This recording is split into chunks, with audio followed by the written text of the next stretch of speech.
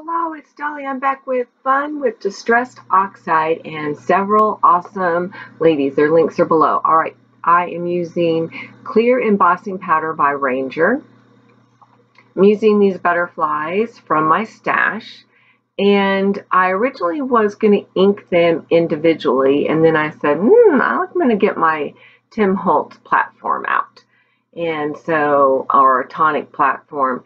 And I arranged my butterflies on my 12 by 12 basil cardstock, and now I'm just pressing the butterflies onto the platform so that I can ink them and transfer them back onto my cardstock. So there, I've transferred them. I've inked them up with the embossing ink, and now I'm pressing that onto or transferring it onto my 12 by 12 paper. I noticed the third butterfly, half of it did not transfer over the ink, and so that's the beauty of the platform, and it makes it really easy because it's already lined up. And so now I'm going to repress that third butterfly.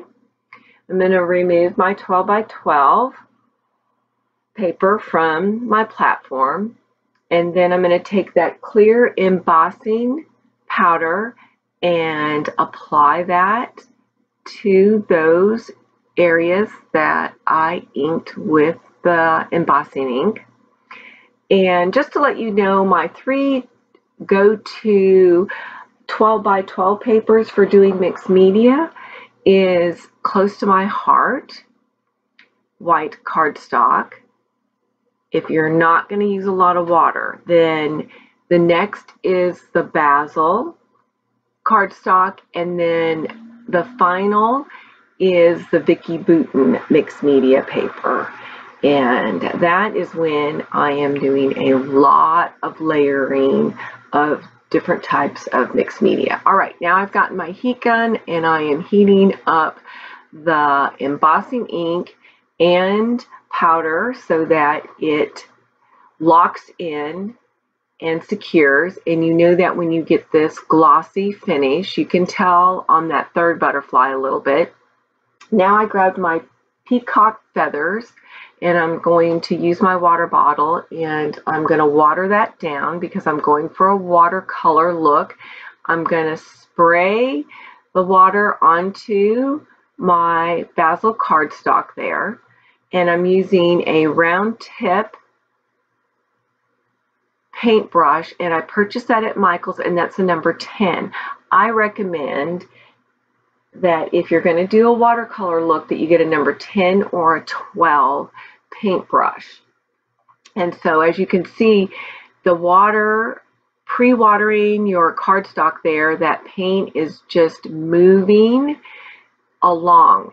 If you have difficulty, that's really the trick, ladies. If you've tried like watering your ink and then just applying it to your 12 by 12 paper and it's not moving, it's because you don't have enough water. And then I have a baby wipe on areas that I feel is too much dark together. I want this watercolor of dark and light, and so like I go in some spots, I want them darker here, so you just kind of follow, and I am just literally taking that paintbrush and tapping along and moving. I'm not pressing hard to transfer the ink onto my 12 by 12 that has been sprayed down with water. All right, now I've got the pink raspberry, or picked raspberry, I think that's what it's called, and I put it in some of the areas where it's open on that butterfly.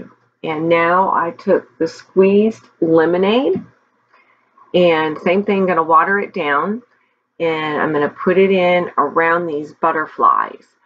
And again, by doing that, you are creating a cohesiveness, you're blending in these colors. And my recommendation is to always select 3 colors when you're watercoloring or painting. It just is very appealing to your eye, like the rules of 3 or odds. And so now I'm taking to bring in the yellow that's around the butterfly and bringing it out along the edge. And now I'm getting the twisted, I think it's called Citron. I'll put the links below.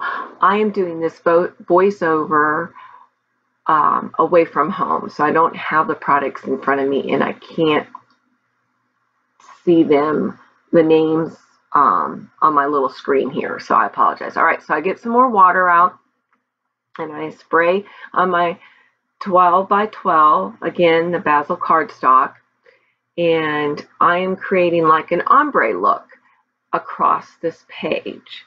And I'm not going to go entirely across, about 2/3 across, and I'm just getting the spray the water bottle and spraying my ink to move it along and deciding, you know, the depth of the color. Now I'm getting this kind of a aqua green color pen, and it is a permanent, and I trace along these butterflies because I feel like I don't have enough dimension, they're not standing out. And you see me taking my finger and dabbing it in water that I sprayed on my mat, and I'm smearing that around to smooth out the edge in certain spots around the pad. Now I get another 12 by 12 sheet of paper from my stash, and I think that's a Dear Lizzie paper, and I place that as a backing. And now I'm just roughing, I'm doing some mixed media, some grungy look, along those corners, and some black to give pop because my title, part of my title is going to be black, and I needed some black in some other areas. All right, I got a doily out and I cut it. So here comes my title, and I've got this word dream. And this is my little guy looking down along some waterfalls, and it's a place in North Carolina, and I don't remember the name. I will journal around it. So my title's going to be Dream Big and Fly. So we have the dream, and then the word big came from my alpha stickers, and then I'm going to use a stamp that says fly. All right, I wasn't sure if I wanted to use the color box or the stays on, so I tried it out over to the right, and I decided to use the color box. And I'm just making sure my placement, I'm not worried about it being perfectly straight. My butterflies are flying off, so you don't want everything straight. All right, so now I got into my enamel dots, and those are from Felicity Jane, and I put 3 enamel dots up there, and I found this like enamel gray colored arrow, and I just cut it because it was too long. And now I'm getting some thread that I just purchased from Walmart a while back, and it's like that minty aqua green color that goes well with the peacock feathers. And then I get out a yellow, and I'm going to ball both of those. Sorry for the pause, but I'm back to the video. I had to pause the video. So I'm balling up that yellow thread, and I'm going to take the yellow and the green, and here you can hear me. I'm reaching for those colors that I purchased from Walmart to see if there's any colors listed, the name on the thread. Nope, no colors, just number. All right, so now I'm drawing my journaling lines, and now I'm going to journal off to the side, and I just talk about that event, and then I'm just letting you know that I put an enamel dot over there by the dream. And again, I just want to have your eye follow along this page, so you see the butterflies, and you're going to be drawn over there by Dream Big, the title, down to the journaling, and then over back to the left of the photograph. All right, now I'm going to show you the close-up so you can kind of see, hopefully, the glossy finish from the embossing powder. And then there's going to be still shots at the end, and we're going to have week 4 next Thursday for Fun with Distress Oxide. So please be sure to like, subscribe, and hit that bell button. And we'll see you next Thursday. And here's the still shots. And I have the links below to Tissa, Miranda, Kathy, Laura, Sandy. And again, we'll see you next Thursday. Thanks for stopping by. I appreciate all you viewers. Bye.